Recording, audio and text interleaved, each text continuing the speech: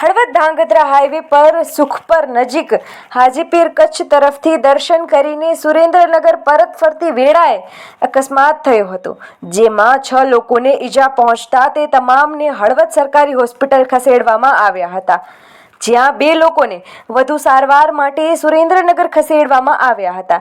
ત્યારે બનાવને પગલે પોલીસે ઘટના સ્થળે પહોંચીને વધુ તપાસ હાથ ધરી હતી।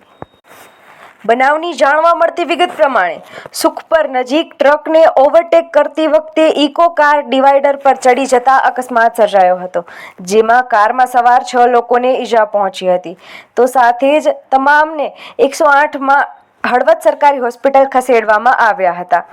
તમામ ઈજાગ્રસ્તો સુરેન્દ્રનગરના રહેવાસી હોવાનું સામે આવ્યું છે, તો સાથે જ ઓવરટેક કરવા જતા બનેલી ઘટનામાં કાર ચાલકની બેદરકારી અન્ય કોઈ ઘટના બની તે અંગે હળવદ પોલીસે વધુ તપાસ હાથ ધરી છે। આવા જ સમાચારો જોવા માટે આપની ચેનલ નજર હળવદની ફેસબુક, યુટ્યુબ અને ઇન્સ્ટાગ્રામને લાઇક કરો, શેર કરો અને સબસ્ક્રાઇબ કરો।